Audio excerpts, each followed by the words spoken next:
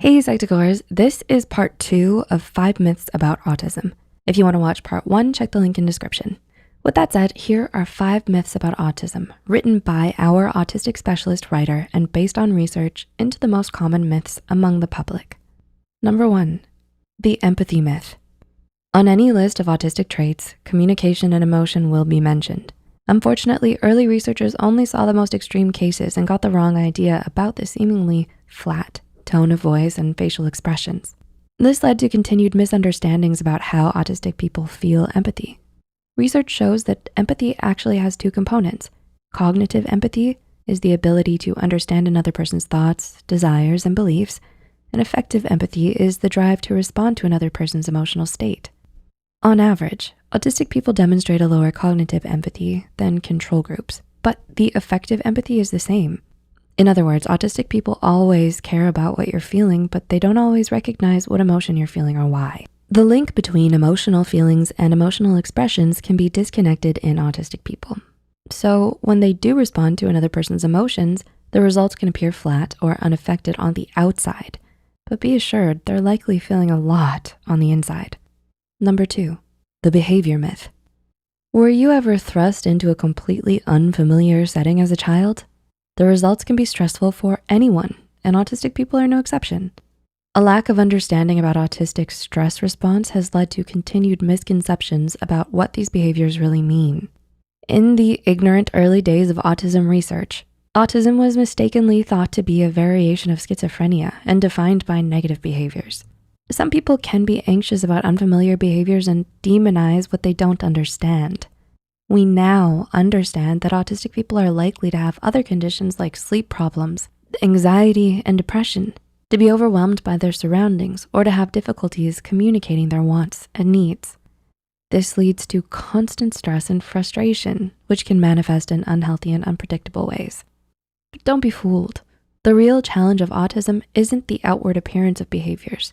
It's the underlying friction between the individual and a stressful environment. Number 3, the friend myth. Making new friends can be tough, right? For those who find it really tough, there can be a temptation to just give up. This kind of social isolation can give off a misleading impression that's out of tune with their real desires. The misconception that autistic people don't want friends has led to self-fulfilling prophecies where other people don't reach out to autistic people because they assume it will be unwanted. In reality, many autistic people desire social relationships, but they find it challenging to maintain stable, high-quality friendships. Even worse, a majority of autistic adults have reported that their childhood interactions included traumatic events, exclusion, and bullying, which can lead to self-isolation out of fear.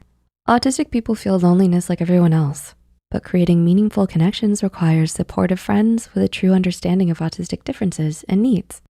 Number 4, the intimacy myth. If making new friends is tough, finding a partner is even tougher. There's a similar misconception to the previous one that can lead to even more ignorance of autistic people's wants and needs. The misconception that autistic people aren't interested in intimate relationships is another form of a self-fulfilling prophecy.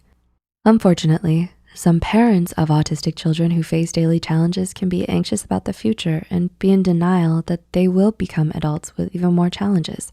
They can deliberately ignore any possibility of intimate relationships as a way of insisting that they'll be children eternally. By refusing to give them any awareness or guidance, these parents set them up for failure and sabotage any possibility of adult relationships, which gives off the wrong impression. In reality, autistic people desire intimate relationships like everyone else, but they're exhausted and confused by the complex expectations and interactions involved. The uncertainties can be overwhelming and can also lead to withdrawal and self-isolation. And number 5, the life trajectory myth. Charities aimed at helping autistic individuals often emphasize the most sympathetic cases. While this practice is well-intentioned, it can lead to some people getting the wrong idea. If I asked you to picture the typical autistic person in your mind, what kind of person do you envision? Is it a young child?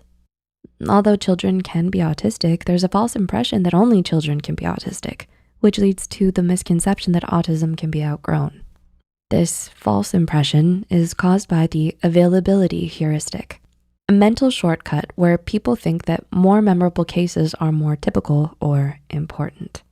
In reality, autism can be found across the entire lifespan, but adult cases are not publicized as often as childhood cases. This affects funding and adds to the challenges of autistic people growing up, as they often become ineligible for support services once they become legal adults.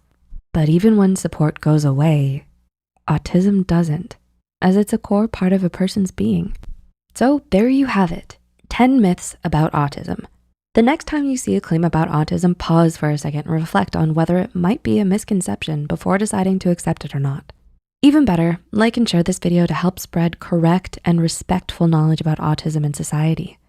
Research shows that pre-bunking misinformation is more effective than debunking it, meaning that it's best to spread corrections throughout the public before the misconceptions reach them. And you can help us with that. Thanks so much for watching, and we'll see you next time.